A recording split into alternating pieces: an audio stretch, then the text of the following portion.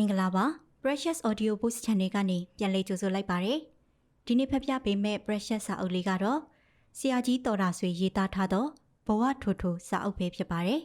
ဒီစာအုပ်လေးဟာဆိုရင်1962ခုနှစ်မှာစာပေဗိမာန်စုရရှိထားတဲ့စာအုပ်လေးတစ်အုပ်ပဲဖြစ်ပါတယ်ဒီစာအုပ်ထဲမှာတော့အခန်း9ခန်းပါဝင်မှာဖြစ်ပြီးတစ်ခန်းချင်းစီကိုဖတ်ပြသွားမှာဖြစ်ပါတယ်အခန်း6ပြည်ဝင်ပြည်ထွက်အရေးအကောင်ဒိန်းတောင်းဖြတ်ဒုံဝုံဘုံတိုင်းစသောပောက်ကွဲတံမျိုးစုံတို့ဖြင့်ဂျပန်များထွက်ခန်းနီကြည်မြင့်တိုင်းဘူရာရှိခဲရမိကြောက်တစ်တာများတင်ထားသောယထာရွဲများကိုဖောက်ခွဲနေခြင်းဝဲကျွန်တော်သည်အပေါင်းပါများနှင့်ဝါခဲမှလန်းနေအိမ်မှာနနက်၈နာရီခန့်မြင်းလဲကိုတက်၍အမြန်ထွက်ခဲ့ရာလမ်းထိပ်ရောက်တော့ဟဲ့ကောင်တွေဟဲ့မောင်ကြီးဆွေနေစမ်းမအောင်တို့ဒီမှာစိတ်ုံပို့ပေးစမ်းမအောင်ဟုအလန်တကြားအော်ဟစ်တန်ကြား၍ကျွန်တော်မြင်းဆက်တက်လိုက်ရာဒူးပြတ်နေသောမိုးအိုးကင်းတဲ့အတော်ကြီးကိုသူ့ယောက်ျားကြီးကပွေပိုက်လျက်လုံကြပါအောင်ကွာမင်းတို့အတော်ကြီးထိသွားပြီအတော်ကြီးဤဒူးမှာတိတိတော့မပြတ်သေးချေအောက်ဖက်ကအရေးပြားတဲတဲကလေးကြံနေရာရင်းဟာသည်မကြမီပြန်ဆက်၍ဖြစ်တော်မူအလားအတော်ကြီးသည်သူ့ပြုတ်လူတီးသောခြေသလုံးကိုလက်နှစ်ဖက်နှင့်မယူကင်ထားသည်သူ့မျက်နှာမှာနာကျင်မှုကြောက်ရွံ့မှုစိုးစင်းမြရှိပုံမပေါ်ပဲကြောင်တက်တက်မျက်စိကြီးများနှင့်သာသူ့လင်ရင်ခွင်ထဲမှကျွန်တော်တို့ကိုကြည့်နေသည်ကြည့်မြင်တိုင်းဘူရာရှိလက်နက်တင်တွဲများကိုခွဲဖောက်နေတာ3ရက်မြရှိပါပြီပထမတစ်ရက်သာအနီးပတ်ဝန်းကျင်ရှိလူများသည်အလံတကြားတိမ်းရှောင်ကြ၍နောက်ရက်များတော်မူကိုအိုးကိုအိမ်ပြစ်ခွာမှုများကိုမပြုတော့ပါစပလင်ဒါခေါ်တန်တိုတန်စားများအနံ့အပြားသည်ဟိုဟိုတီတီတဖြောက်ဖြောက်ကြနေသည်များကိုမကောင်းသူထိတ်ကောင်းသူထိတ်ကန်တရားကိုပဲကိုးစားနေကြသည်ဒီထက်ဆိုတော့ဘဲအချင်းဘဲနေရဘုံလာချမလေးဆိုတာကြီးနဲ့စာတော့သူကပစာမမပြောပါတော့တော့ပြီဖော်ပြပါဝါခင်မလန်းသည်ကြည်မြင့်တိုင်းဘူရာလန်းပင်ဖြစ်ပေရာ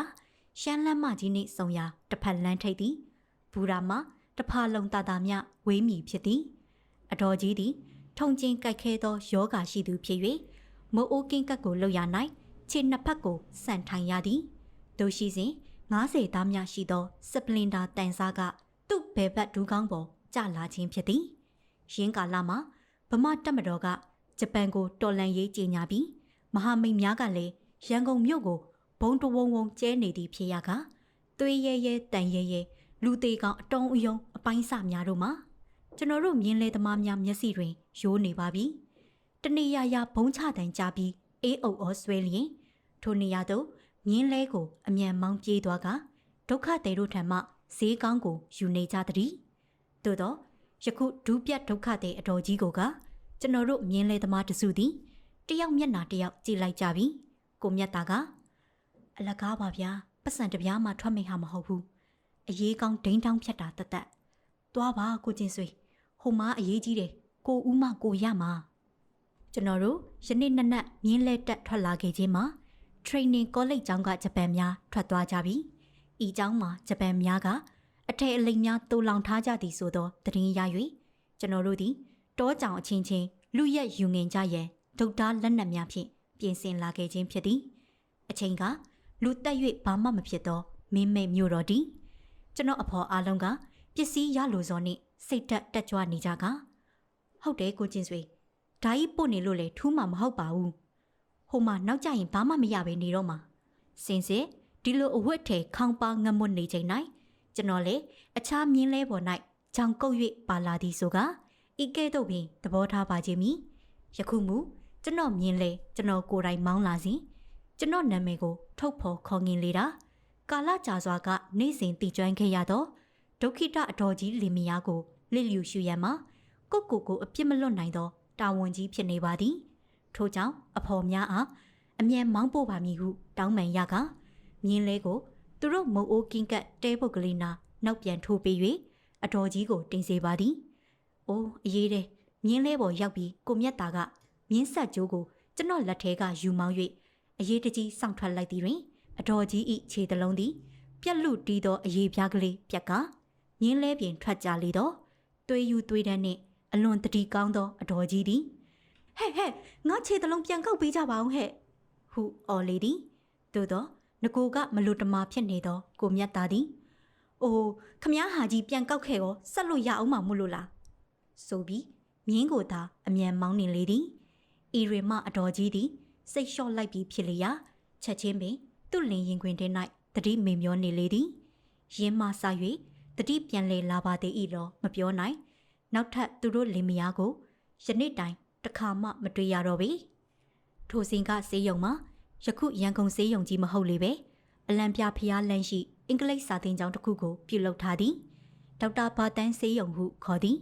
ဤအချိန်မှာဒီလိုလူနာမျိုးတွေကိုအိယာနေရအခန်းနံပါတ်နဲ့လက်ခံစီရင်မရှိလေပဲ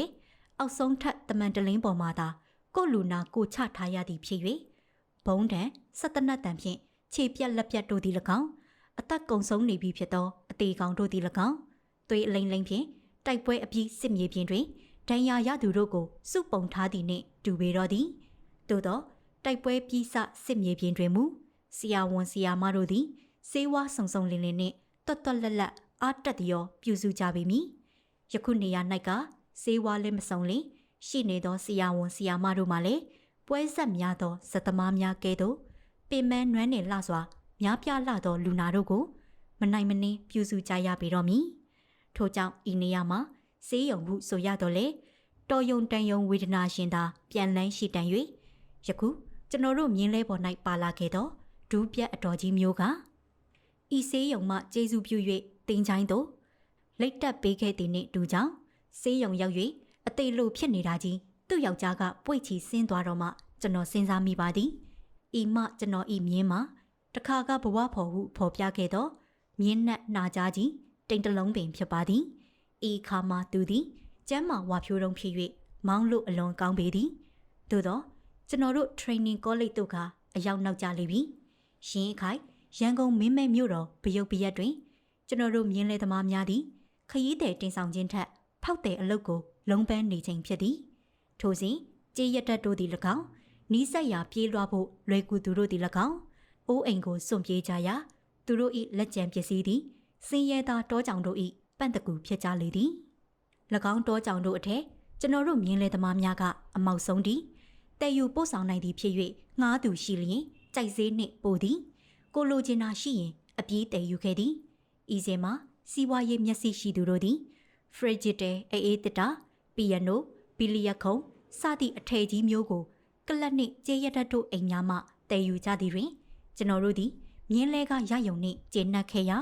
နောင်ခစ်ကောင်း၍ရင်းပစ္စည်းတွေအင်္ဂလိပ်ငွေနှင့်ဈေးကြီးရောင်းရတာတွေ့တော့မှနောင်တရသည်ကြည်စံထိုစဉ်ကကျွန်တော်တို့သည်ဖရစ်ဂျစ်တဲကိုဘာကြီးမှမသိခဲ့ရင်းပယုတ်ခေတ်တွင်ကျွန်တော်မြင်းလဲကိုငှားနေကြဖောက်သိကြီးကတိုက်တလုံးမှာဖရစ်ဂျစ်တဲတစ်ခုကိုတင်ပေးနေရစဉ်ကျွန်တော်ကခမည်းဓာကြီးဘာလုပ်ဖို့လဲဗျဒီလိုတစ်တာဖြူကြီးတစ်လုံးကျွန်တော်တွေ့ထားတာရှိတယ်ဆိုတော့သူကဝမ်းသာအားရအေးငါ့ကိုလိုက်ယူပေးပါဆိုသဖြင့်လဲခဂျပန်ငွေ900နဲ့ပို့ခဲ့ရာနောင်ကက်စပီခေတ်တွင်ရင်းဖရစ်ဂျစ်တဲကိုပင်ကျွန်တော်မြင်လဲမှာလဲခ9ချက်နဲ့တင်၍9000နဲ့သွားရောင်းတာတွေ့ရလေတော့ကျွန်တော်ရင်မှာနင့်လာခဲ့သည်ကိုနှစ်ဖူးကိုပစိန်နဲ့ထူချင်လာတော့သည်ထိုစဉ်ကျွန်တော်တို့မြင်းလဲသမားများနားလေကြသည်မှာအိမ်ကြီးအိမ်ကောင်းတစ်ခုရောက်လျင်ပကံခွက်ရောက်ကိုယူမည်ဆိုဖာကူရှင်အဖုံးကိုခွာမည်လိုက်ကာခန်းစည်းကိုဖြုတ်မည်အကြောင်းမှာဂျပန်ခေတ်တစ်လျှောက်လုံးတန်းကြီးထူပေါ်လာသောဗမာပြည်ဖြစ်အထည်ကျန်းကြီးဝတ်ခဲ့ရတော့ချောချောမွေ့မွေ့ဖြင်မျိုးကိုစင်မြန်းလိုလာသောကြောင့်ဖြစ်သည်တာရကလည်းရှိသည်ကစိမ့်တယ်မှမိတင်ရဲ့ယောက်ျားချစ်မွေးသည်မြင်းတေပြီးပြန်မဆူနိုင်၍ဂျပန်ဆေးရုံတွင်ဝင်လုံနေရစဉ်ထိုဆေးရုံမှဂျပန်များထွက်ခွာသွားသည့်၌ပတ်တီးဖြင့်3အုပ်ကိုရလိုက်ရာချက်ချင်းပင်မြင်းတကောင်ဖက်ကနေပြန်ဝေလိုက်နိုင်သည်ထို့ကြောင့်အဝတ်အထည်ကိုသာလျှင်ကျွန်တော်တို့အငမ်းမရဖြစ်ကြရသည်ယခုအစ၌ဖော်ပြခဲ့သည့်အတိုင်းကျွန်တော်တို့မြင်းလက်တက်ထွက်ခဲ့ကြသည်မှာလေ training college ကဂျပန်များထွက်သွားကြပြီး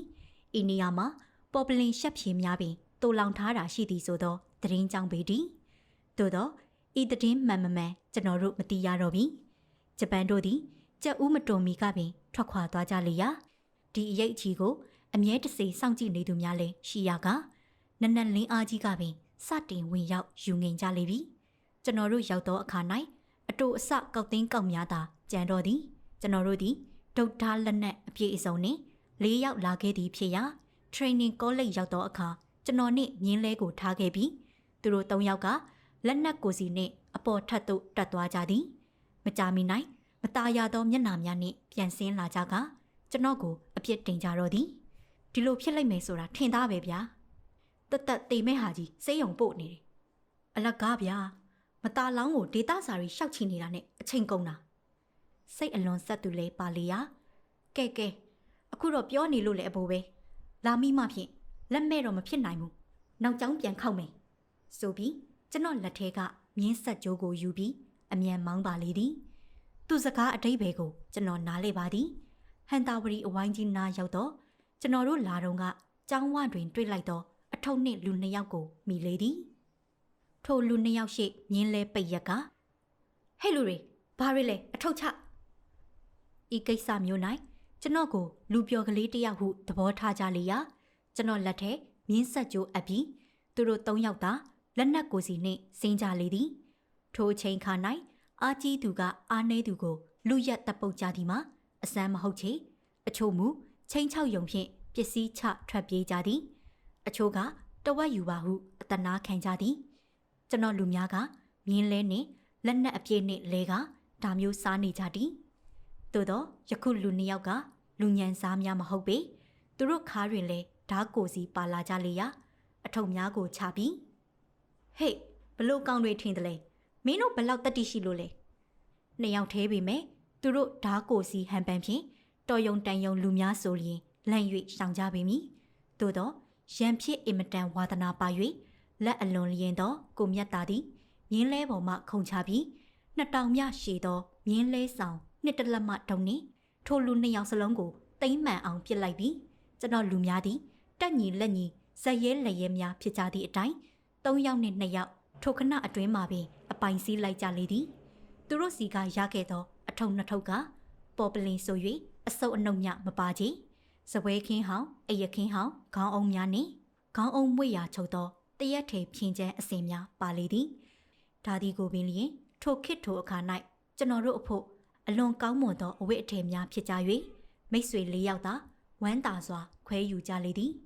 ရင်း၌ကျွန်တော်သည်ယခုဂျပန်အထွက်နှင့်ယခင်ဂျပန်အဝင်ကျွန်တော်၏အခြေအနေစိတ်သက်ပြောင်းလဲရပုံကိုပြန်လည်စဉ်းစားမိလေသည်ယခင်တုန်းကပင်1942ခုနှစ်အင်္ဂလိပ်အမေရိကန်ကိုဂျပန်ကစစ်ကြေညာပြီးနောက်ရင်းကာလဗမာစိတ်ထားသည်ချယ်ရီပန်းများလဲပွင့်ပြီးပါပြီရှင်ဆိုသူကလေးဤစကားကိုချွင်းချက်မရှိယုံကြည်နေရကမျော်တုံးမျော်စေမောင်လေးရောက်တာဆိုတကယ်တော့ဒီဇင်ဘာ23ရက်နေ့နနက်10:00နာရီခန့်ဗမာမြေပြင်တွင်ပထမဦးဆုံးဈေးဥပေါက်ဘုံအဖြစ်နှင့်ရန်ကုန်မြို့လေကောင်ကိုနိပုံများနှုတ်ဆက်လိုက်တော့နောက်တစ်ရက်2ရက်တွင်ရန်ကုန်နယ်တစ်ခုမှာမတိန်ရှောင်သာသောအစိုးရအမှုထမ်းများမှတပါအားလုံးမြို့သူမြို့သားတွေကြက်ပြောက်ငှက်ပြောက်ပျောက်ကုန်ကြလေသည်ကျွန်တော်တို့သည်ထိုစဉ်ကကြည်မြင်တိုင်း၌အင်္ဂလိပ်စာသင်နေရမှာဇာတိဌာနေသို့ခွေးပြေးဝက်ပြေးပြေးခဲ့ရပြီးနောက်ကံကောင်းတဲ့ခွေးပြေးရင်ဟပ်မိဆိုသလိုဆရာတယောက်ခွင့်ယူတာကြုံသည်နှင့်ပေါင်းတီမြို့မှာဓာတ်ရိုက်အထက်တန်းကျောင်းဆရာဖြစ်သွားလေသည်သို့တော့ကျွန်တော်ဤဆရာတက်ကဖေဖော်ဝါရီလသာကြာပေသည်ထိုနှစ်စာမေးပွဲမလုပ်ဖြစ်တော့ပဲပညာရေးဌာနကိစ္စရပ်ဖြစ်လေသည်ငါတို့သားနွားနဲ့ဖတ်မယုံရပဲအေးတက်တာကျောင်းဆရာလှုပ်စားမဟဲ့ဟူသောမိဘရည်ရွယ်ချက်လေဤများနှင့်ပြီးလေသည်ဧပြီလလေလောက်တွင်မမျော်လင့်သောတငယ်ချင်းနှစ်ယောက်ကျွန်တော်အိမ်ရောက်လာသည်တယောက်က14မှဖြစ်၍တယောက်ကပြေမနာသာသူတို့သည်ရန်ကုန်၌ကျောင်းနေစဉ်ကျွန်တော်နှင့်တအိမ်တည်းနေကြသူများသည်ကျွန်တော်သည်အံ့ဩစွာဖြင့်ဘက်နဲ့စလင်းနဲ့ပြေမနာသာတွေ့ပြီးဒီရောက်လာကြတာလေဟုမေးသောအခါ၌သူတို့သည်ယခုမြန်မာပြည်နေဆက်သို့ရောက်နေပြီဖြစ်သောဗိုလ်ချုပ်အောင်ဆန်းအမှုပြုသည့်ဗမာတပ်မတော်နှင့်နိပွန်တပ်မတော်ကိုကြိုးဆိုရန်ရန်ကုန်သို့သွားကြမည်ဖြစ်ကြောင်းကျွန်တော်အားသူတို့နှင့်အတူလိုက်လိမ့်မည်ဟုယုံကြည်၍ဝင်ခေါ်ကြောင်းပြောသည်၌ချက်ချင်းပင်ကျွန်တော်ကဝမ်းသာအားရဟာလိုက်မှာပေါ့ဟုကျူးရင်လိုက်လေသည်ဘာလို့ဖို့လိုက်မှာလဲဆိုသည်ကိုကိုမေး၍မျှမကြည့်မိပေ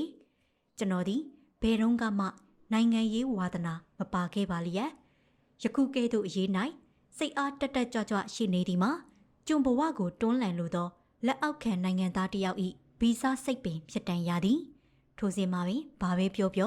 စိုးမိုးသူအင်္ဂလိပ်တို့အားမုံတီးသောစိတ်ထားဗမာလူငယ်တိုင်းမှာရှိကြသည်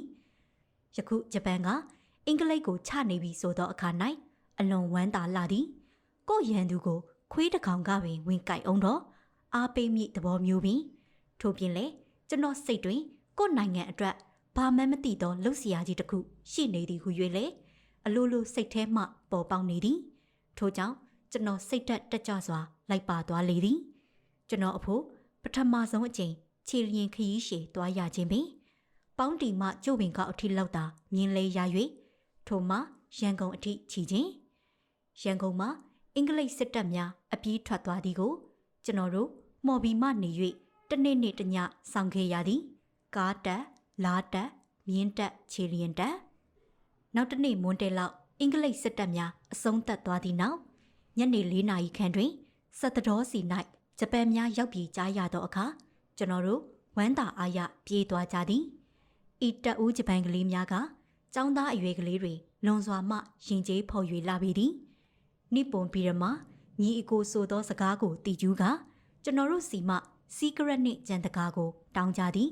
ထိုချိန်ကလေးကဗမာပြည်တွင်ဖုတ်ဝင်ပြီးဆိုသည်ကိုကျွန်တော်တို့သတိမပြုမိပေဂျပန်ကိုအလွန်အထင်ကြီးကြသည်ကိုယခုဂျပန်များရောက်ရင်ဖြင့်ကျွန်တော်တို့တိုင်းပြည်မှာရွှေမိုးငွေမိုးရွာတော့မည်ယခုဂျပန်ကအင်္ဂလိပ်ကိုစစ်ဖက်ရသည်မှာအင်္ဂလိပ်သည်ကုန်ကူးရောင်းဝယ်ရာ၌အခွန်အကောက်အလွန်ယူသည်ဂျပန်ပစ္စည်းကိုဈေးကြီးအောင်ပိတ်ပင်သည်ထို့ကြောင့်ဂျပန်ကကူတန်းရောင်းဝယ်ရေးလမ်းပွင့်အောင်ခံချရခြင်းဖြစ်သည်ဂျပန်သားဗမာပြည်ရောက်ပါကဂျပန်ပစ္စည်းတွေအလွန်ပေါ်များတော်မူလူတိုင်းပင်မော်တော်ကားစီးနိုင်တော်မူဟုယုံကြည်နေကြခြင်းဖြစ်သည်ကြည်စံကျွန်တော်တို့ရန်ကုန်သို့ရောက်စ BIA ဌာနချုပ်ကိုယခင်အင်္ဂလိပ်ခေတ်ကပတ်ခေါ်တဲ့ယခုအမေရိကန်သာသနာပြုစေယုံပြုလုပ်ထားသောအဆောက်အုံ၌ဖွင့်လှစ်ထားရာအနီး၌ရှိသောအင်္ဂလိပ်မက်သဒစ်ကျောင်းပေါ်တက်ပြီးကျွန်တော်တို့ဘာလုပ်ကြသနည်းထိုစဉ်ကကျွန်တော်တို့လိုဗမာပြည်အရက်ရက်မှလာကြသောကျောင်းသားလူငယ်တွေတဝက်ဘက်မှပါလာသောစစ်သားပေါက်စနာလေးတွေအများအပြားစုယုံမိကြရာတကောက်သားတို့သည်ထိုအင်္ဂလိပ်ကျောင်းပေါ်သို့တက်၍ရှိသမျှပစ္စည်းကိုဖျက်ဆီးကြလေသည်ရင်းအချိန်၌လူငယ်တို့တွင်အမျိုးသားစိတ်တက်ကြွသည်မှတပါမြည်သည့်ပစ္စည်းကိုမှမမောခြင်းမရှိကြကြနင်တို့အင်္ဂလိပ်လို့အတုံးဆောင်တွေငါတို့မကြည့်ချင်ဘူးဟုဆိုပြီးပီယနိုတွေရိုက်ချိုးပစ်သည်ရေဒီယိုတွေကင်ပေါက်ပစ်သည်ပကံခွက်ရောက်တွေဘာတွေကျောင်းပေါ်မှပစ်ချသည်ကင်ပေါက်ပစ်သည်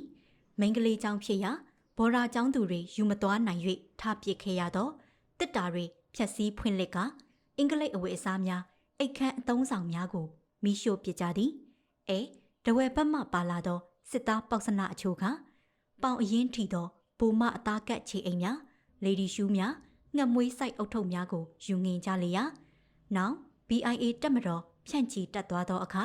သူတို့ကိုစတိုင်တစ်မျိုးနှင့်မြင်နိုင်ကြပေသည်ဤစဉ်၌ကျွန်တော်သည်ထိုကျောင်းပေါ်ရှိအဖိုးတန်ပစ္စည်းပေါင်းမြောက်များစွာမှ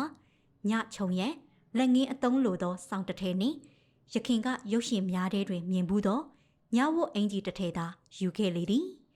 မျော်လင့်ချက်ကြီးများရင်းကာလ၌ကျွန်တော်တို့သည်ပစ္စည်းများကိုမမတ်မောယုံတာမဟုတ်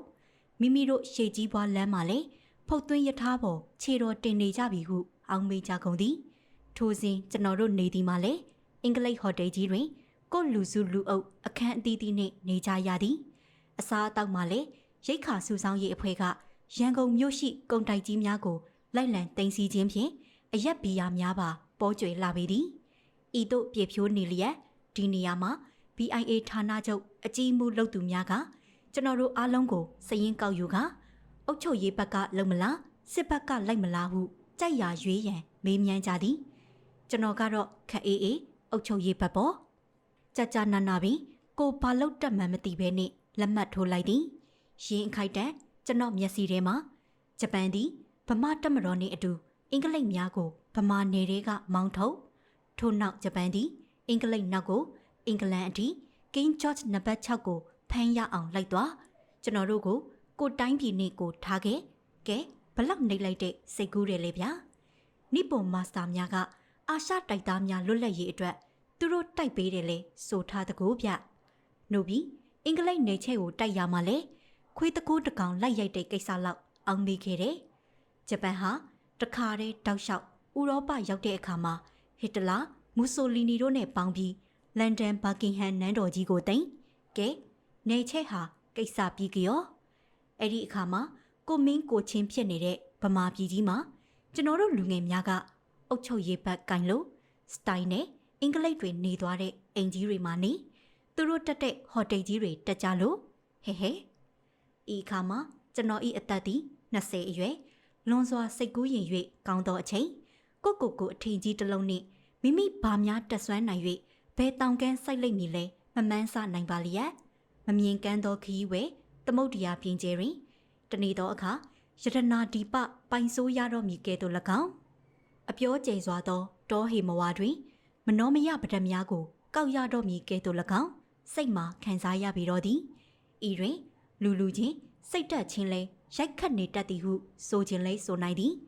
ဘဝင်မြင့်နေသောကျွန်တော်နှင့်ပတ်သက်၍အာကိုတကြီးမျှော်မှန်းခဲ့သောလူများကိုလည်းတွေ့ရပေသည်မင်းတိုင်ပင်အမတ်ဖြစ်လိုသူစစ်ဘက်နှင့်အုပ်ချုပ်ရေးဘက်လူနှစ်စုခွဲထွက်သည့်၌စစ်ဘက်ဝါဒနာပါသူတို့က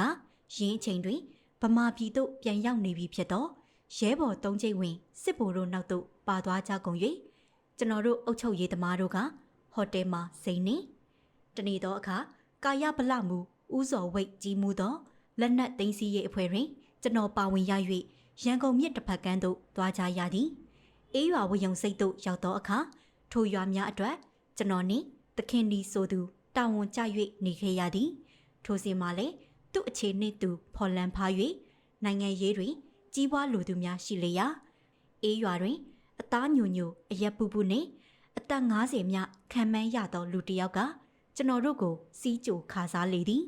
ထိုလူမှာရွှေမျက်မှန်တက်လျက်နှုတ်သက်ရှာသွက်နှင့်ရက်ရွာမှာလဲတော်တော်ဩဇာတိတ်ကမရှိပုံပေါ်သည်ကျွန်တော်တို့လည်းဒီလူမျိုးကိုအလိုရှိရကသူ့အိမ်မှာပင်တဲခိုကြသည်ရင်းချိန်တွင်ကျွန်တော်တို့က3ရောင်ချေလက်ပတ်များနှင့်အေယာမပုဂ္ဂိုလ်ကြီးများသည်ရက်ရွာတွင်ဆင့်ခေါ်လိုက်ကအားလုံးလူများလာကြရသည်ကျွန်တော်တို့ကယခုအချိန်တွင်ဗမာပြည်ကိုဗမာပြန်ရပြီဖြစ်၍ကိုတိုင်းပြည်ကိုစိတ်တိုင်းကြအုပ်ချုပ်ရတော်မူဤခါမှာတိုင်းသူပြည်သားများကဖွဲ့စည်းစကျွန်တော်တို့လူငယ်အစိုးရကိုကူညီသောသဘောဖြင့်စုပူတောင်းကျမ်းမှုမပြုကြတော့ပဲ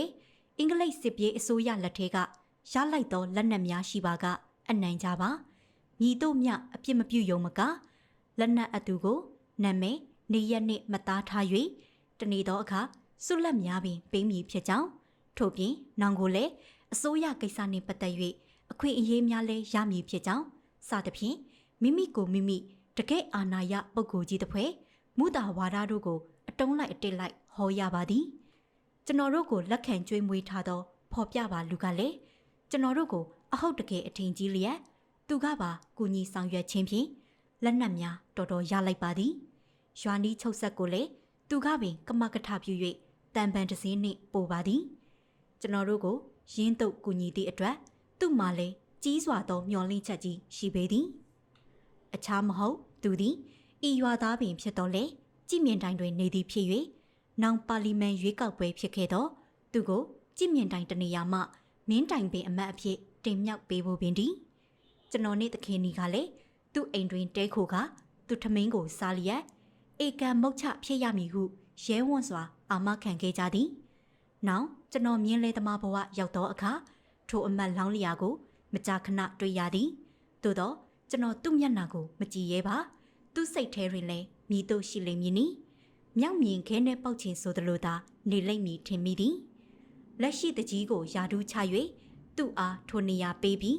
သူ့ပိုင်နက်ကြေးရွာများတွင်ဆယ်မြောင်းဖောက်ပေးရန်တာဝန်ခံခဲ့ရပြန်သည်အကယ်တိကျွန်တော်သည်ထိုစဉ်အခါကစစ်ပတ်လိုက်မည်ဟုစရင်သွင်းလက်မှတ်ထိုးခဲ့ပါတော့ယခုအခါ၌ကျွန်တော်သည်ဒီအတွင်းမှာတေးလဲမသေးဘူးတောလဲမခိုဘူးယာဒူးအစဉ်တိုင်းလဲတက်ခဲ့မည်ဆိုရင်အ ਨੇ ဆုံးမေချာကနေနှစ်ပြားသားမြလျှော့မည်မဟုတ်တော့ကြောင်းယခုဗိုလ်ချုပ်ကြီးအစိုးရလက်ထက်တွင်ဘုံမူကြီးတော်ရာဆွေသို့မဟုတ်အခြားစစ်ဆန်ဆန်နာမည်လေးဖြစ်ချင်းဖြစ်နေမယ်ပေါ့ဗျာဘယ်ဌာနကိုဆောင်ရွက်လိပြီသူ့လက်ထဲရောက်မှအလုံးโอเคတော့တာပဲဘာပဲညာပဲစသဖြင့်လူကြီးတရက်လုံးဤချီကျူးဩဘာပြုခြင်းကိုခံရမည်မဟုတ်ချကဲယခုတော့ BIA ဌာနချုပ်စည်ရင်းကောက်ပွဲတွင် တတ်တတ်တာတာနဲ့ယာဒူးရမလားလို့ကိုဘာမှမတတ်မှန်းလေမစူးစမ်းပဲနဲ့အုတ်ချုပ်ရေးပတ်လိုက်လာတာခွက်ခုံးပါရောလားဗျာဘာကြောင့်ဆိုတော့ဂျပန်ကအုတ်ချုပ်ရေးကို BIA လက်ထဲပေးဖို့မှမရည်ရွယ်တာသူ့ဘာသာသူလိုချင်တဲ့ဗမာလူကြီးတွေရွေးခေါ်တော့တကိုးဗျဒီကိစ္စမှာလေကျွန်တော်ကဂျပန်အစီတော်ခံလှုပ်ပြီးကြီးပွားလန်းကိုမျှော်မှန်းလိုက်သေးတယ်အတော့ဟုမူတနေ့တော့အခါကျွန်တော်နဲ့အတူလာခဲ့သူစလင်းမတငယ်ချင်းကိုတန်းစင်ဂျပန်ခေတ်ကဒေါက်တာဘမော်ဤအတွင်းဝန်သည်သူနှင့်ကျောင်းနေပတ်ရခိုင်လူမျိုးကိုစန်တာဆိုသူကိုအမတ်မထင်တွေ့ကြရာတယောက်ယခုဘယ်မှာနေကြတယ်လဲဘာလုပ်ကြတယ်လဲမေးကြတော့ကျွန်တော်တို့မရေရာသောအဖြစ်ကိုဖော်ပြသည်၌ကိုစန်တာကသူနှင့်အတူသူဦးကြီးဦးကျော် KSM အိမ်တို့လိုက်နေရန်ခေါ်ပါသည်ထိုအခါ၌ကျွန်တော်တို့ပတ်ခေါ်တယ်မှာနေရသည်မှာလေအစတုန်းကလိုရိတ်ခါဝေမှုမြတမဟုတ်တော့ပဲလက်သိမ့်ရာစားတော်ခေါ်သောအပိုင်းတို့ရှောင်းနေပြီဖြစ်ရကကိုစန်တာနှင့်လိုက်နေရန်အလွယ်တကူပဲသဘောတူလိုက်သည် Park Avenue ရှိဦးကျော် KSME အိမ်ကြီးကခြံဝင်းကျယ်ကြီးနှင့်ကြီးကျယ်ခမ်းနားပါပြီစွာငရုတ်ကြက်သွန်စံစီစာစီတိုဘူးနှင့်ငပိငချောက်စသည့်စားနပ်ရိက္ခာတို့လည်းပြည့်စုံလာပြီစွာအိမ်ပိုင်ရှင်များကတော့မရှိကြပေအင်ဂျင်နီယာဦးတာထွန်းကိုစန်တာနှင့်အခြားတူဝီနှစ်ယောက်တို့အိမ်ဆောင်ကြံခဲ့ခြင်းဖြစ်ပေသည်ဤအိမ်ရောက်ပြီးရက်အနှဲငယ်အတွင်းမှာပင်ဦးတာထွန်းကိုစန်တာတို့နှင့်တက်နစ်လာကစားလေးရှိသောဂျပန်အစိုးရအရာရှိမစ္စတာအော်တိုကာဝါသည်စစ်မဖြစ်မီကဗမာပြည်တွင်နောက်ဆုံးလှုပ်သွားသောဂျပန်တန်အရာရှိဖြစ်၍ယခုဗမာပြည်အုပ်ချုပ်ရေးအတွက်စိုင်းပြင်းနေသူဖြစ်သည်တနေ့တနိုက်သူသည်ကျွန်တော်တို့၏အခြေအနေစိတ်နေစိတ်ထားကိုတီးခေါက်ကြည့်ပြီးနောက်သူ၏စန္ဒကိုဖွင့်ပြောပါသည်ဗမာပြည်တွင်အုပ်ချုပ်ရေးကိုဖွဲ့စည်းရန်မြန်မာအရာရှိပိုင်းကလူကြီးများကိုလိုချင်ပါသည်ဤလူကြီးများနှင့်လည်းမိမိရခင်ကအဆက်အသွယ်ရှိခဲ့သည်ယခုသူတို့သည်အင်္ဂလိပ်အစိုးရနှင့်လိုက်မသွားပဲအမြန်ဆုံးပြန်လာရန်လိုက်၍တားဆီးခေါ်ငင်ပေးစေလိုကြောင်းရင်းကိစ္စသည်အင်္ဂလိပ်အစိုးရဗမာပြည်ထဲကမထွက်မီစစ်ကြောင်းကိုကျော်လွန်၍အမြန်ဆုံးသွားနိုင်ရမည်ဖြစ်ရကတဲပြီးမလွယ်ကူလာပေသို့သောကျွန်တော်တို့သည်ထိုအချိန်၌ဘာကိုလှုပ်ချင်နေသောအခါဖြစ်ရကစိတ်အားထက်သန်စွာပဲတာဝန်ယူလိုက်လေသည်ယင်း၌မစ္စတာအော်တိုကာဝါသည်ကျွန်တော်တို့အားဘရင်ခံအိမ်ယခုသမတအိမ်တော်ရှိသူတို့ဌာနချုပ်ကိုခေါ်သွားပြီးသူ့အထက်ကဂျန်နရီကြီးတယောက်နှင့်တွေ့ပေသည်ထိုဂျန်နရီကြီးသည်ကျွန်တော်တို့အားအနှဲငယ်စစ်ဆေးမေးမြန်းပြီးနောက်အင်ကြီးကိုချုပ်ခိုင်းကရင်အောင်ကိုတန်ဖြင့်ပြုတ်လုထားသောကိရိယာတစ်ခုနှင့်ခောက်ကြည့်သည်ဘာအထိပ္ပယ်လဲဆိုတာတော့ကျွန်တော်ယခုတိုင်နားမလဲပါပြီးမှသူကျင့်နှံ့ကြောင်းပြော၍မစ္စတာအော်တိုကာဝါတို့လွှဲအပ်လိုက်သည်မစ္စတာအော်တိုကာဝါကဒီခရီးအတွက်တယောက်ကိုငွေဘလောက်လိုချင်တယ်လဲဟုမေးရကြည်စံအဲ့ဒီတုန်းကအင်္ဂလိပ်ငွေဘလောက်များတန်ဖိုးရှိတယ်လဲဆိုရင်ကျွန်တော်တို့ကဗမာစကားအရာအသက်ဖိုးသဘော300စီပဲပြောရောအော်တိုကာဝါကပြုံးရည်နေပြီးနောက်သွားခဲနီးတွင်အင်္ဂလိပ်ငွေဆက်ကူအသစ်ချက်ချုပ်ကလေးတွေ1000စီပေးလိုက်သည်မသွားမီ2ရက်3ရက်တွင်ကမြည်သည့်အရာရှိကြီးကိုမြည်သည့်စကားပြောရမည်ဟုသူတို့ချင်းအချိတ်ဆက်ထားခဲ့သောမြို့ဝက်စကားများကိုမဖော်ပြလိုပါသူတို့ကတော့ကျွန်တော်ကို human bullet လူကြည်စံဟုနာမည်ပေးခဲ့ပါသည်ယခုကျွန်တော်ရေးလိုသည်မှာသူတို့အကြောင်းလည်းမဟုတ်ကျွန်တော်ဤဥတူတူစွန်စားခံများလည်းမဟုတ်ဖော်ပြခဲ့သည့်အတိုင်းနိုင်ငံရေးပိုင်းတွင်ဘာမျှအရာမရောက်သည့်ကျွန်တော်လိုအကောင်ကိုအာကိုတကြီးတောင်းခံခဲ့သူများ၏အကြောင်းသာဖြစ်ပါသည်ကဲအတဟာကြောင့်မို့အပေါ်မသွင်းပဲတိုနှင့်လိုရင်းရေးကြစို့ကျွန်တော်တို့ခရီးစဉ်မှာစကိုင်းအထိလိုက်ရမည်ဖြစ်ရာရန်ကုန်မှရွှေတောင်အထိဖြူဖြောင်းဖြစ်ခဲ့ရပေသည်မြန်မာပြည်တွင်တိုက်ပွဲတွင်ရွှေတောင်မြို့သည်အရေးကြီးဆုံးတနေရာဖြစ်လေရာကျွန်တော်တို့ရောက်သွားချိန်မှာတိုက်ပွဲပြီးတာ2ရက်မြရှိသေး၍မြို့အဝင်တွင်လူသေးကောင်မြင်းသေးကောင်များဗရက်ဖွာကျဲနေသည်ရှေ့မှခန့်စစ်နှင့်ထိုးစစ်တဖြောက်နေရကကျွန်တော်တို့သည်ဤနေရာမှပြည်လမ်းမကြီးအတိုင်းသွားမဖြစ်တော့ပေထို့ကြောင့်မြစ်ကိုဖြတ်၍ဗရောင်းဘတ်သို့ကူးခဲ့ရပြန်သည်ဗရောင်းမှာလည်းလူသူမနေကြတော့၍ကျွန်တော်တငယ်ချင်းဖိုးတင်ဆွေပြောင်းရွှေ့နေသောရွာကလေးကိုမရမကမေးဆန်းလိုက်သွားကဤမှာ1000နားရပေသည်ကျွန်တော်တို့သည်ဗမာပြည်အထက်သို့တရွေ့တက်နေသောထိုးစစ်နှင့်ခန့်စစ်တိုက်ပွဲများကိုကြော်တက်က အင်္ဂလိပ်ပိုင်နယ်တဲ့သို့ဝင်နိုင်ရန်စ조사ရမည်ဖြစ်ရာကအေယာဝတီမြစ်၏အနောက်ဘက်တောင်ကုန်းဒေသမှဖြစ်တယ်လို့တွားရပြီးတော့မည်ကျွန်တော်တို့ကိစ္စကိုပြောပြတော့အခါဤစဉ်တုန်းကတိတ်မမေ့တတ်သေးတော့ဖိုးတင်ဆွေကအင်မတန်လိုက်လို့သည်သို့တော့သူမိန်းမသည်ကျွန်တော်တို့ရောက်တော့နေမှာပင်ပထမဦးဆုံးကလေးကိုဥဝဲလိုက်သဖြင့်ငတိစက်ဖြဲဖြဲကလေးကြံခဲ့တော့သည်ကျွန်တော်တို့သည်သူ့အဖို့လွတ်သောနွားလဲဖြင့်ကာမမြို့အနောက်ဘက်ကရွာကလေးတစ်ရွာသို့ရောက်သည်ထိုရွာမှာဖိုးတင်ဆွေဆက်ပေးလိုက်တော့တကြီးသမတ်အိမ်မှာတဲရသည်တွားမြခရီးနှင့်ကိစ္စကိုမေးတော့အခါကျွန်တော်တို့ကခက်တီတီပဲယခုမြန်မာပြည်၌အုတ်ချုပ်ရေးကိုဖွဲ့ရန်မြည်သည့်လူကြီးသူကြီးတွေကိုဂျပန်စန္ဒအရခေါ်ခဲ့ရန်တရှို့အဖြစ်နှင့်လိုက်သွားရမည်ဟုပြောမိသည်၌ကျွန်တော်တို့ကိုအထင်ကြီးသွားကတကြီးသမတ်သည်တကြီးယောဂထားပါလေတော့သည်ရင်းကာလမှာမြို့မှာဆိုလျင်အမတ်တောမာမူတကြီးသည်ထိတ်သီးဖြစ်ရကသူ့နေရာနှင့်သူယောဂထားခြင်းဖြစ်သည်ထိုတကြီးသမတ်၏ပြောစကားမှာ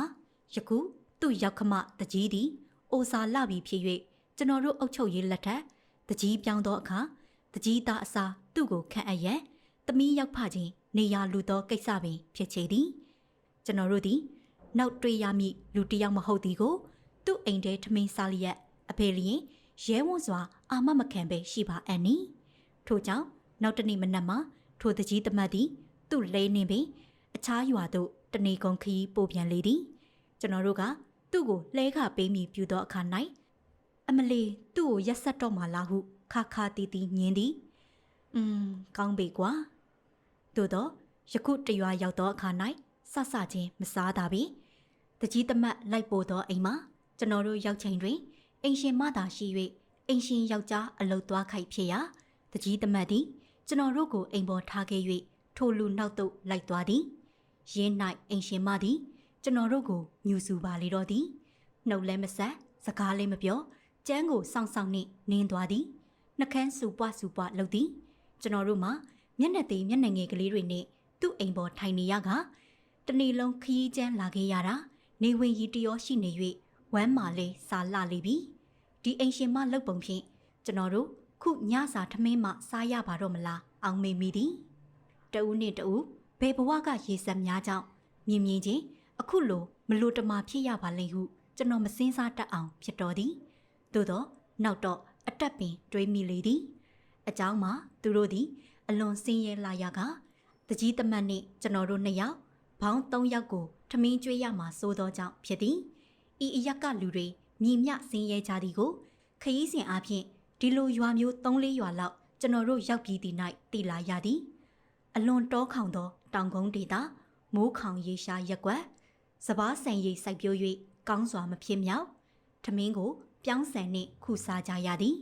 တို့တိုင်အချို့နှင့်များ၌ပြောင်းတောင်မှလုံလောက်စွာမရ၍ကျွေးဥများကိုတူးကြရသည်သူတို့စားကြပုံကိုကြည်ပါအများအားဖြင့်နှိမ့်စဒူဝစားရသည်မှာထမင်းအပြင်စပွဲပေါ်တွင်ငရုတ်သီးထောင်လေးတစ်ခွက်စားလေးတစ်ခွက်သာဖြစ်သည်ဟင်းလျာရည်ဟု၍မေမေရရမရှိချေတခါတရံ၌ရွာတွင်ဝက်သို့မဟုတ်အမဲပေါ်ပါကဝယ်စားနိုင်သူများက၎င်းသို့မဟုတ်ကိုအိမ်ကပေါ်လျင်ပြန်ပေးချီးစားနိုင်သူများက၎င်းစားကြရသည်အခြားမိတ်၌ကစားနှင့်ငရုတ်သီးသာဖြစ်ကုန်သည်ကျွန်တော်တို့ကအထူး special ဧည့်သည်များအဖြစ်ပဲကြီးဟင်းတစ်ခွက်ချက်ပေးတတ်သည်သူတို့ပဲကြီးဟင်းမှလည်းစီမပါကြီးစားနှင့်ကြက်သွန်ကလေးအနှဲငယ်နှင့်ရေလုံပြုတ်တာဖြစ်သည်သူတို့အရက်တွင်ရှိုးမြောင်မာစပါတောင်ဆောင်ရာခင်းများ၌ဝါကွန်ပြောင်းငရုတ်ကြက်သွန်တို့စိုက်ပျိုးဖြစ်တော်လေတအိမ်တောင်လှုပ်၍မှတနစ်စာမစွမပို့တာရာချရှာသည်ထို့ပြင်ရှိုးမြောင်ရာခင်းဆိုသည်မှလည်းတနစ်လှုပ်ပြီးလျင်နောက်တနစ်လှုပ်ရန်မပြေတော့သဖြင့်တနစ်ချားနှစ်နှစ်ချားအနာပေးပြီးလှုပ်လေရကနှစ်စဉ်ပင်ရာတစ်တော်ထူလပြစ်ကိုခုတ်ထွင်ရသောအဖြစ်နှင့်ရင်ဆိုင်ရလေသည်ဤရွာတွေကိုအမည်နာမနှင့်မဖော်ပြနိုင်တော့လေတရက်အောင်လဲမင်းလာမျိုးဤအနောက်ဘက်ကျောကဒေတာများဖြစ်မည်ဟုကျွန်တော်ပြောနိုင်ပါသည်သူတို့သည်မြို့ကိုရောက်ဘူးသူအလွန်နှဲပါ၍အချို့မှာအုတ်ထုပ်ကိုမျှမမြင်ဘူးကြကြီးကျွန်တော်စောင်းသွားသောတကလတ်အုတ်ထုပ်ကိုတန့်စင်စောင်းသောဖော့အုတ်ထုပ်ကိုအစမ်းတစ်ချိန်ဝိုင်းကြည့်ကြလေသည်ထို့ပြင်ကျွန်တော်မတ်တစ်ကျောင်းကစောင်းတစ်ထေယူခဲ့သည်ဆိုတာမှလေဘိုးမများဖက်ရှင်ကြကြသုံးသောအိယာဖုံးပန်းရိုက်လှလှလေးဖြစ်နေရက ကျွန်တော်ညခြုံအိပ်ပြီးဆိုရင်ယောက်ျားရောမိန်းမပါဟင်းဟဲနဲ့ဝိုင်းဝန်းကင်တွေကြည့်ကြသဖြင့်ကျွန်တော်မှာခရီးပင်ပန်းအလွန်အိတ်ချင်းချင်းနဲ့အတော်ပင်မယိုးမရွဖြစ်ရတော့သည်ထို့ကြောင့်ကိုတန်းစင်ကနောက်တရွာရောက်ရင်တော့ကိုလူရဲ့စောင်းကိုအိပ်ရမဝင်ခင်ဖြန့်သားပြထားလိုက်ကွာဒါမှကိုလူကောင်းကောင်းအိပ်ရမယ်ဟုပြောရသည့်အထိပင်ဖြစ်တော်သည်စင်စစ်ကျွန်တော်ဆောင်သည်သူတို့အဖို့စမ်းလာပေသည်သူတို့သည်တရက်ထေကိုမြမြင်ဘူးကြမည်မဟုတ်သူတို့ကိုကအဝတ်နှင့်ခြုံဆောင်တို့သည်သူတို့ယာမထွက်သောဝါကုန်းကိုသူတို့ဘာသာသူတို့ရက်လုတ်ထားကြသည်များဖြစ်ကုန်သည်အချို့ရွာမှလူကြီးပိုင်းကလူများကကျွန်တော်တို့၏အုတ်ထုပ်နှင့်ဘိုးစဖုတ်ကိုမုံကြကုန်သည်အင်္ဂလိပ်အုတ်ထုပ်နှင့်အင်္ဂလိပ်အဖုတ်ကိုခေါင်းပေါ်တင်ထားကြတာကလေးတွေဟုကဲ့ရဲ့ပြစ်တင်ကြသည်မျိုးချစ်စိတ်ကအပြေရှိကြသည်မင်းလောင်မင်းသက်ပေါ်ခဲ့သောအရက်ဒေတာပေသည်သို့သောထိုအချိန်၌ဗမာပြည်တွင်ဂျပန်ဝင်နေပြီကိုသူတို့မသိကြကြကျွန်တော်တို့ကအကျိုးအကြောင်းပြောပြ၍ဗမာကဂျပန်နှင့်ပူးပေါင်းပြီးအင်္ဂလိပ်ကိုတိုက်ထုတ်၍အင်္ဂလိပ်ပြေးပြီးယခုကျွန်တော်တို့လာခဲ့တာကဘယ်သွားဖို့ဘာညာညာကိစ္စပဲဟုရှင်းလင်းပြသည့်၌သူတို့ဝမ်းသာအားရဖြစ်ရကကောင်းစွာပြုစု၍လိုအပ်သောအကူအညီများကိုပေးကြလေသည်ယခုဖော်ပြခဲ့သောထမင်းကျွေးရမှာဆို၍ညူစုနေသည့်အိမ်ရှင်မလည်းခဏသားပါနောက်မကြာမီကျွန်တော်တို့ကိုလိုက်ပို့သောတကြီးတမတ်နှင့်သူ့ယောက်ျားရောက်လာပြီးအိတ်ခမ်းတဲ့တီတိုပြောပြီးသည့်တခဏ၌ထိုမိန်းမမျက်နှာသည်အလွန်ရှုံးပြောင်သွားကအိမ်ပေါ်မှဆင်းသွားပြီးနောက်ဝတ်သားတရွဲကိုဆွဲ၍ပြန်လာလေသည်ဤမှာကိုတန့်စင်နှင့်ကျွန်တော်ပြုံးနိုင်တော်သည်ထိုည၌ထိုအိမ်ရှိလဲတစည်းကိုတက်ဆင်ပြီးနောက်တနေ့၌ခရီးဆက်ရန်လိုက်ပို့သည်တကြီးတမတ်ကထိုရွာမှပြန်လေသည်ဤနေရာ၌ကျွန်တော်တို့ကိုအခြေအနေကပေးသောကလိန်ညံကလေးကိုဖော်ပြရပါအောင်မည်ကျွန်တော်တို့အားကုညီပြုစုသူများအားစာရွက်မှာနာမည်နေရက်ရေးမှတ်ထားသည်သဘောမှာနောက်၌သူကောင်းပြုခံရသူများဟု၍၎င်းတို့ကလည်းကျွန်တော်တို့ပင်ဘာမှအထူးမပြောရပဲတကြီးတမတ်ဤညွန်ကြားချက်နှင့်ပင်ယုံကြည်နေလေပြီထိုကိုရောကလည်းကျွန်တော်တို့အားမြည်မြလောက်အထင်ရောက်နေ၍မြောက်ထားလေသည်မသိထိုညဝတ်သားဟင်းနှင့်ထမင်းစားပြီးအိတ်ခမ်းဤတွင်အိမ်ရှင်လင်မယားကိုစည်ရင်ယူသည့်၌အနီးရှိလူကြီးတစ်ယောက်ကသူ့နာမည်ကိုပြောကသူသည်ထိုအိမ်ရှင်မ၏အကိုပါနက်ဖြန်ခါကျွန်တော်တို့ကိုလဲနှင့်မောင်းပို့မိသူဖြစ်ပါသည်ဟုအတင်းပင်သူကောင်းပြုခံစည်ရင်သို့တင်သွင်းပါလေသည်ကျွန်တော်တို့ကလည်းရက်ရောစွာပဲလက်ခံလိုက်ပါသည်နောက်တနေ့၌သူသည်ပင်လဲနှင့်မောင်း၍ပို့ပါသည်တောင်စင်းတောင်တက်ဆွဲရသောလဲကဲ့အင်္ဂလိပ်မှာကျင်းမြောင်းလာ၍ကျွန်တော်တို့၃ယောက်ကြောချင်းကပ်ထိုင်ရသည်သူ့ကိုကြီးကအလွန်ကြီးစွာနန်းလာသည်သူခြုံထားသောဝါစီကွဲတွေနှင့်ဆောင်ကြီးမှာညစ်ပေလွန်လာ၍ဂုံနီရောင်ပေါက်နေသည်ဒီအထက်နနက်ခင်းမို့နှင်းငွေ့နှင့်ပိုပြီးဆိုနေသေးသည်တောင်အစင်းတွင်ခွာ၍မရကိုချင်းကပ်၍လိုက်လာရကလွန်စွာမှအခန့်ရဆိုးလာပါသည်လမ်းတစ်လျှောက်လုံးကလည်းတောင်စင်းနှင့်တောင်တက်တာဖြစ်ကုန်သည်နေပူလာတော့အချမ်းပြေ၍ဤဆောင်ခွာလျင်ပင်တက်တာမလားဟုတွက်ဆထားသည်သို့တော့ပိုဆိုးတော့သည်အเจ้าမှာသူ့ကိုယ်မှာအင်ကြီးမပါဗလာကိုတဲဝဲကြီးလက်လေးတစ်နှင့်နေပူလေးချွေးထွက်လေပိုဆိုးလေဖြစ်တော်သည်သူ့ပုံပန်းကြည့်ရသည်မှာအလွန်ပင်ပြင်းမိသူဟုခံမှန်းရသည်ဟုတ်လဲဟုတ်ပေသည်သူသည်ဖုံးကြီးလူထွက်ဖြစ်ပြီးယခုသူ့နှမအိမ်မှာလဲကတ်စားနေခြင်းဖြစ်လေသည်သို့တော့သူဖြစ်ချင်တာကတော့တကြီးဆရာလေးရဲ့သူများအကြောင်းပြောတော့လေအတင်းမှာတဟာပေမဲ့အမှန်ပြောတာပါအခုလက်ရှိတကြီးဟာမကောင်းဘူးဗျထရေတောက်တယ်ဆရာလေးရဲ့ကျုပ်ကတော့ယဟန်ဘဝမှာမပျော်လို့တာထွက်ခဲ့တယ်ဒီလိုအကုသို့လုံးဝမပြူဘူးဆိုတာတော့ယုံပါဆရာလေးရဲ့သူသည်ကျွန်တော်တို့အားဟိုတကြီးကိုဖြုတ်ချပြီးသူ့ကိုတကြီးခန့်ရန်ပြောနေခြင်းဖြစ်ပါသည်နှုတ်ပြီးအဲ့ဒီတကြီးကစာကောင်းကောင်းတတ်တာမဟုတ်ဘူးဆရာလေးရဲ့ကျုပ်ကတော့ယဟန်ဘဝနဲ့ဆယ်ဝါဆိုခဲ့ပါတယ်ဆရာလေးရဲ့ကျန်းခံနဲ့ပတ်သက်လို့ဆရာလေးတို့အစ်စ်ကိုခံနိုင်ပါတယ်ဗျခရီးကလည်းကျန်သူ့ကိုကလည်းကြီးစော်ချွေးစော်နန်လာ၍ကျွန်တော်တို့စိတ်ညစ်သည်နဲ့ကဲဟိုတကြီးဖြုတ်ချပြီးသူ့ကိုအမြန်ဆုံးပဲခန့်ပါမည်ဟုအာမခံလိုက်ရပါသည်သူသည်ယခုပင်ယာဒူးရသည်နဲ့ဝမ်းသာသွားပြီးနောက်စကားကတော့မဆုံးသေးချေသူ့ရွာသားတွေလောက်ကင်စားတော့ရပုံကိုပြောပြပြီးနောက်အဲ့တလောက်ဆင်းရဲရတာဟာဆရာလေးရဲ့ကျုပ်တို့စီမှာရေရှားလို့ပါပဲတဟာကြောင့် ဆရာလေးတို့စီကိုကျုပ်နောက်ထပ်တောင်းခံချင်တာကတော့ကျုပ်ကိုတကြီးမြောက်ပြီးတဲ့အခါလေယာအတွက်10မြောင်းဖောက်ပေးဖို့ပါပဲဒါမှကျုပ်လဲတကြီးဖြစ်ရော10မြောင်းတွေလဲတူးပေးရောဆိုရင်ဟီဟီဤတို့လျင်ဂျပန်အဝင်တွင်စူတောင်းပြေကိုတော်တဖွဲအမတ်လုတ်ချင်းတကြီးဖြစ်ချင်းသူ10မြောင်းဖောက်ချင်းသူတို့ကိုလိုတာရစီမည်ဟုအာမခံခဲ့သောကျွန်တော်သည်ဂျပန်အထွက်မှာဖော်ပြခဲ့သည့်အတိုင်းမြင်းလဲတစည်းနှင့်ရတတ်သမျှအဝတ်ထည်ကလေးတွေကိုလိုက်လံယူနေသောဖောက်သေးကြီးဖြစ်နေသည်ကိုသူတို့သိစေခြင်းစမ်းပါပြီအမတ်လောင်းလျာကြီးကတော့တီပုံပေါ်ပေသည်ခရီးကြုံကြ၍ကျွန်တော်မြင်းလဲစီးပြီးအစင်းတွင်နှကန်းစူပွားလှုပ်တက်သွားသည်အတိတ်ဘယ်မှာဒင်းငါ့ကိုအမတ်ဖြစ်အောင်လုပ်မပေးနိုင်သေးတော့မြင်းလဲခကိုယူဖို့မသင့်ဟုတွက်စားသည်ထင်